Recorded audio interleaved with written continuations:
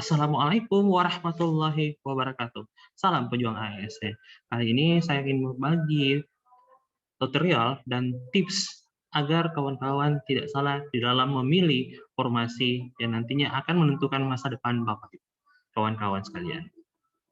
Ya, untuk melihat formasi apa saja yang sudah dibuka, kita bisa mengklik layanan informasi, kemudian klik info lowongan.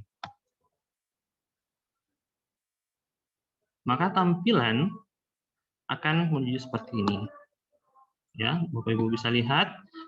Kemudian kita bisa pilih jenis pengadaan. Di sini ada 3, PPK guru, CPNS, PPK non-guru. Misalnya kita memilih CPNS. Kemudian pilih instansi yang kita inginkan. Atau kita bisa ketik aja instansi yang kita inginkan. Misalnya saya ingin melihat instansi Jeneponto. Artinya ketika saya mengetik kemudian belum tampil, formasi tersebut belum tersedia. Sabar untuk menunggu. Dan mungkin teman-teman bisa melihat formasi yang ada di tempat lain. Misalnya saya pilih Sulawesi Selatan. Ternyata Sulawesi Selatan sudah masukkan formasinya. Kita lihat.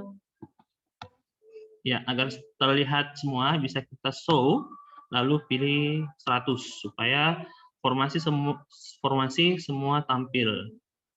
Kemudian cari. Ya, inilah formasi-formasi yang kemudian yang ditampilkan di SSCASN. Ya, di sini banyak formasi ya, teman-teman. Ya, teman-teman bisa mendaftar di mana saja sesuai dengan kualifikasi pendidikannya. Contohnya misalnya S1 kearsipan, profesi bidan. Ingat ya teman-teman, kebanyakan teman-teman di tahun lalu terdapat ada beberapa teman yang gagal karena salah memilih ya kualifikasi pendidikannya. Misalnya kita lihat ya, di sini pada saat seorang ini mendaftar, oke, saya kembali lihat bidan dulu ya. Maaf tadi. Ya, ini biasanya ada yang kesalahan. Kita lihat. Kita coba cari ya, bidan.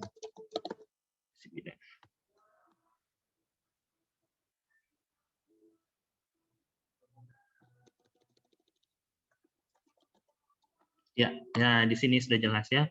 Jadi di sini teman-teman sekalian, contohnya misalnya saya di sini kita lihat di Sulawesi Selatan itu ada formasi atau jabatan terampil bidan, di mana ada yang dibutuhkan ada 4 orang di 3 kebidanan. Ingat, jangan salah memilih kualifikasi pendidikan.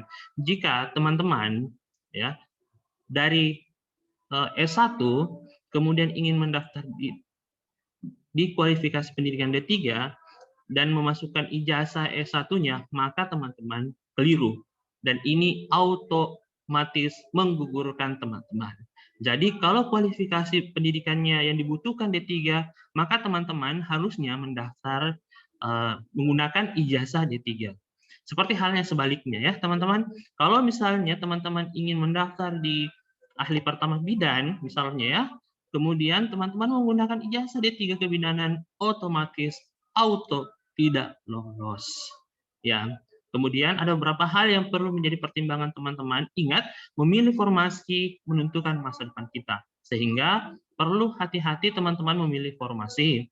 Karena teman-teman yang sudah memilih formasi tidak diperbolehkan untuk pindah selama 10 tahun. Dan teman-teman yang pindah selama 10 tahun, sebelum 10 tahun, maka otomatis akan dikeluarkan dari status PNS teman-teman. Oke, sekian dulu dari saya teman-teman. Tetap hati-hati dan jangan terburu-buru memilih formasi. Dan mudah-mudahan teman-teman mendapatkan formasi sesuai dengan pendidikan dan minat teman-teman. Sekian dari saya, salam pejuang PNS.